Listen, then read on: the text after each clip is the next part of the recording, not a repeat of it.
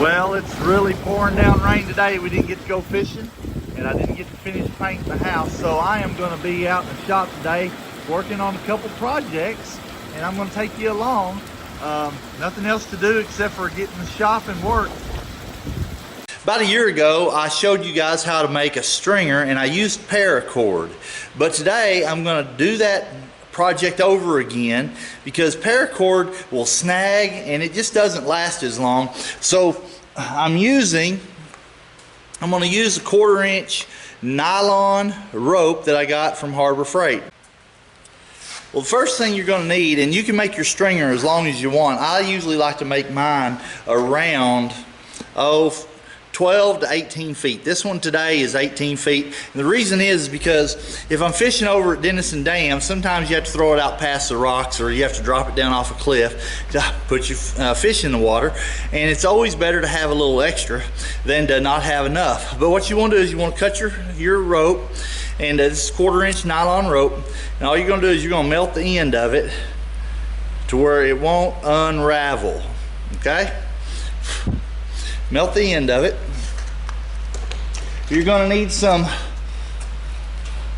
1/4-inch copper tubing. Now, if you don't have copper tubing, you can use any kind of a tubing, but I found that the copper tubing is easiest. And first thing you're going to do is you're going to cut a piece that's probably 3/4 to an inch long. And I've got some cutters here. Now, if you don't have the cutters, of course you can use a hacksaw, but I've got some copper tubing cutters, and I'm just gonna tighten these down as I turn it.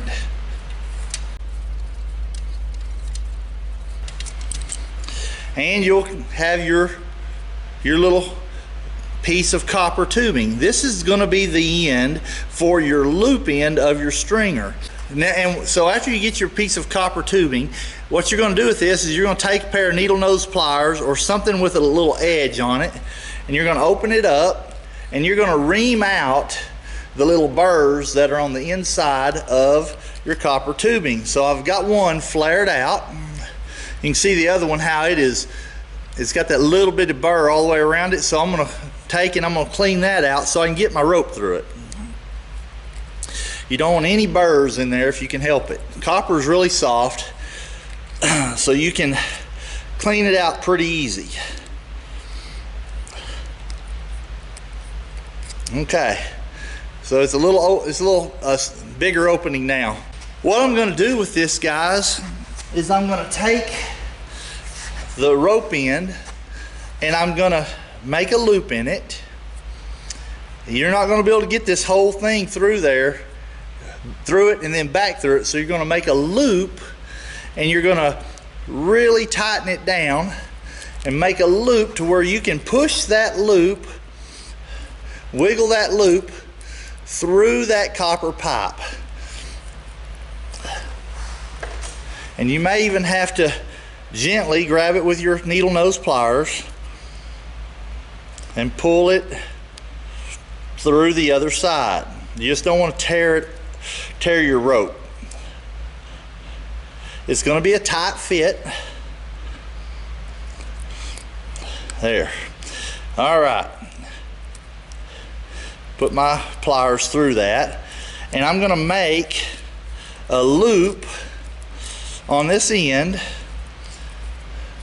something like that. And you can see I've got a tail out here, and I burnt that tail, melted it so it wouldn't have an issue.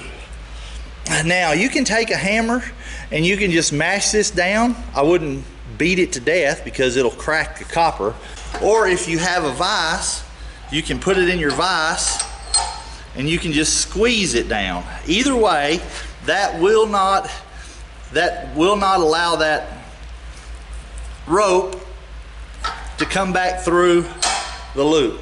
Okay, so you've got something that's mashed down, you've got a loop, and that will not slip. Okay, that's going to be important. That's one end. Now you've got the other end, and I've got about a 18 foot. I think I did this one about 17-18 feet. It's going to be a little shorter once I get through with it. I want another piece of copper, and I'm using 1/4-inch tubing, And I want this one to be about, put you down here where you can see. This one I want it to be about 4 or 5 inches long, okay? This is gonna be the other end of your stringer. Tighten your tool on there. Just go around it.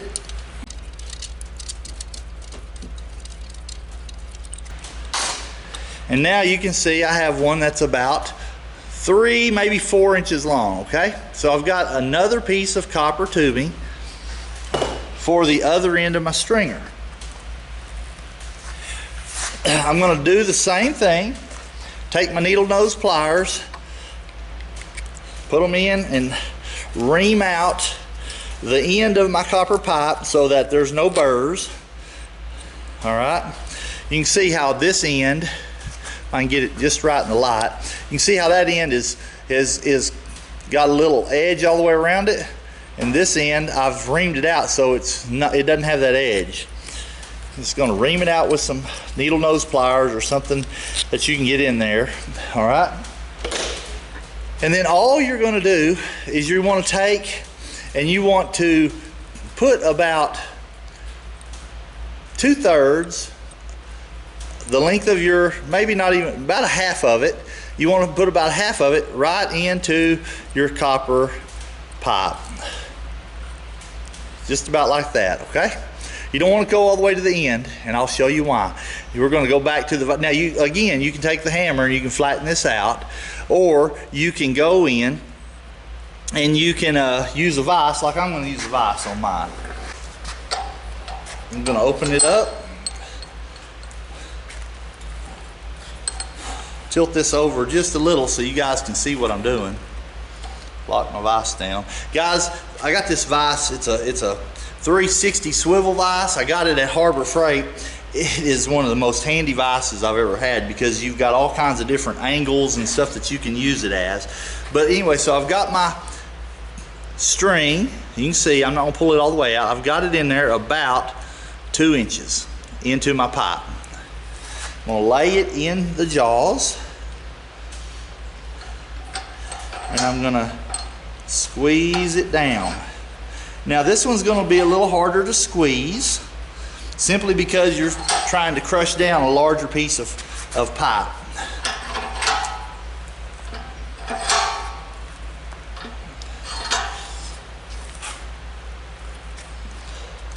That will not hurt your rope. And you can see now I've got it mashed down on my rope, and that will not come out either. Okay, so I've got a loop on one end, I've got my dagger on the other end.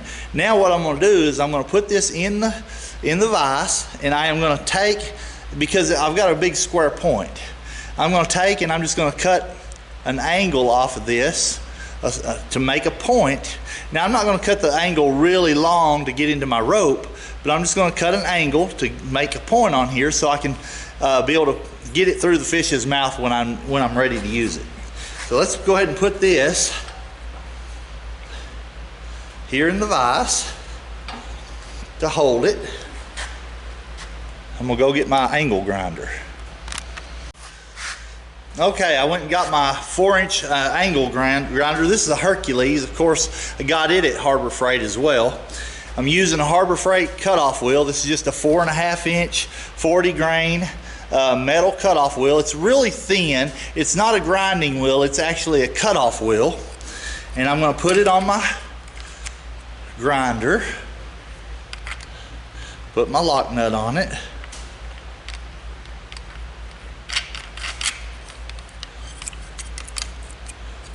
all right, now let me plug it in. Always make sure you keep it unplugged when you're changing a blade or a wheel on your angle grinder or any saw.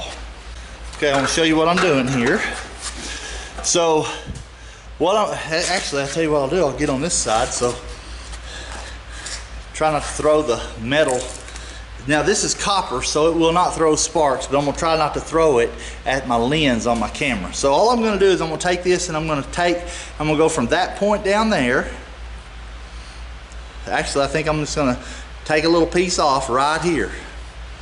Here we go.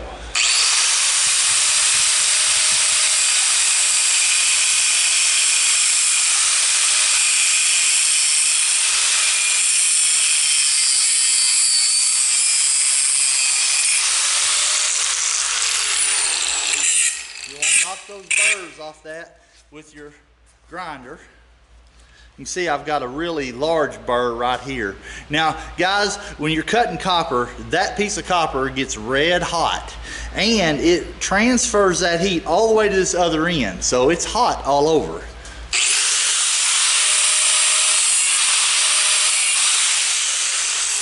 All right. Now then, I'm gonna take and loosen it. Remember, it's hot. And you can see I've got a point now. I've got a point now on my fish stringer. All right, now it'll go through the fish a little easier. But when I cut that piece of pipe, you can see how it opened up. See if I can zoom in. See how it opened up the edge? So what I've got to do now is I've got to go back in and squeeze this down again. Squeeze this end down so it'll all match up. All right, now I've got my, you can see it's got that gap in it from this one edge. You can see it there with the light. See the gap in there? I'm going to take and put it back in my vise, and I'm going to squeeze this edge together so that I'll have a nice strong point.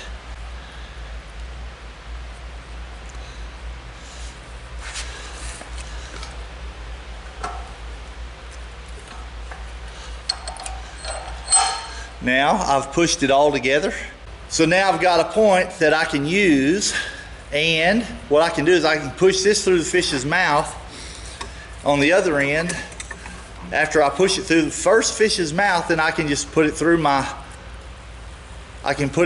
loop on the other end, and that'll hold that first fish on.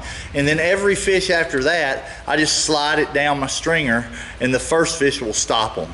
But here is my homemade stringer with a 1/4 inch nylon rope. I did make one before using a paracord, but this stuff is a clothesline. A nylon clothesline would work too. They're a small, strong line.